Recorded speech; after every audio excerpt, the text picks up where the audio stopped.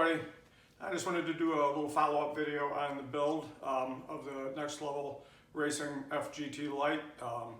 Cover some of the little tiny issues we had, just some helpful ideas I think for assembly, and just then my impressions of it. So let's just get into it.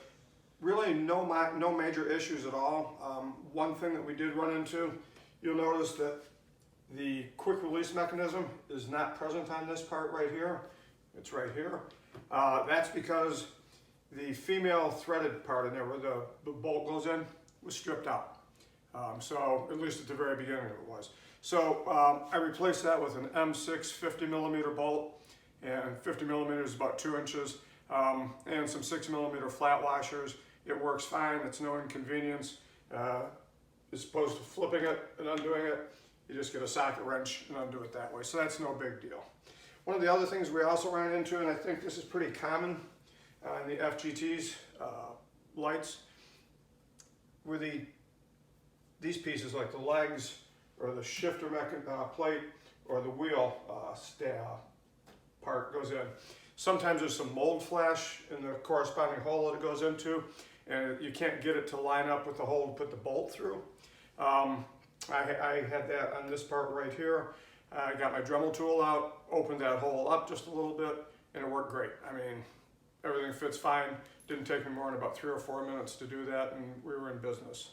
So that's really about the only quality or build issues that we had with this. Found some things along the way that were really helpful as far as assembly. Next Level Racing provides you with the tools you need to do it. And they work, they're fine. You can get it all done using the tools provided by them. But you'll find it a lot easier if instead of using this for a screwdriver, you use a real screwdriver. It just made it a lot easier. You can get the torque on it with your hand on the handle and things like that otherwise you can't get. Also, I replaced this with an 8mm and a 10mm socket. This again is a lot easier to use than this. So those are just a couple of tips I ran into in my building of this, and I think it might be helpful for other people too.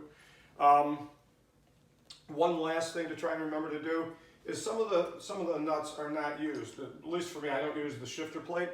So the little nut that is on here was loose. It would have probably fallen off at some point just from the jiggling and the wiggling and everything else.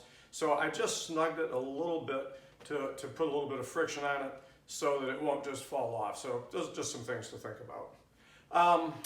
Other things as far as mounting the wheel and the brakes that you might consider, and also for another build idea, when you're putting the pedal mount on down here, these parts right here have bolts, have nuts underneath them.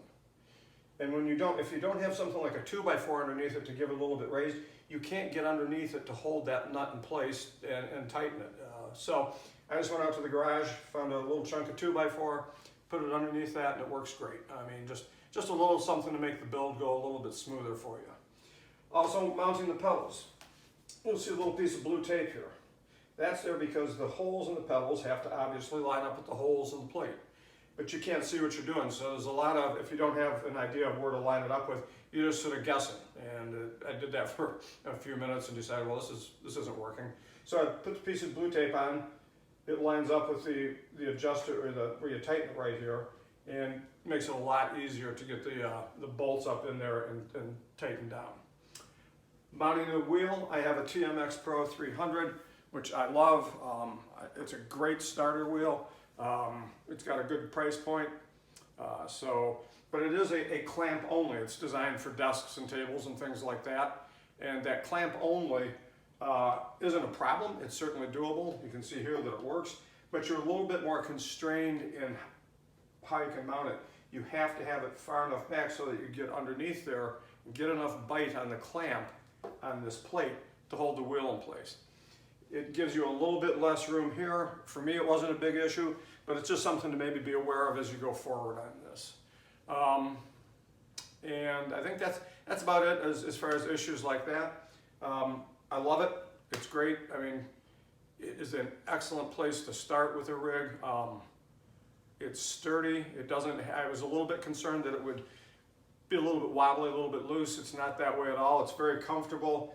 The sling seat is very comfortable for extended periods of time. The mesh in the back breathes real well, so your back isn't sweating any more than it would ordinarily.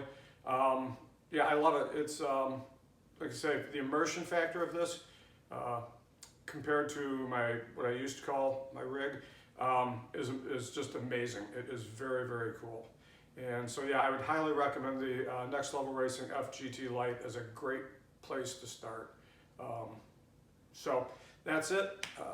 If you like these kind of videos, remember to like it, subscribe to the channel, and hit the notifications button. See you next time.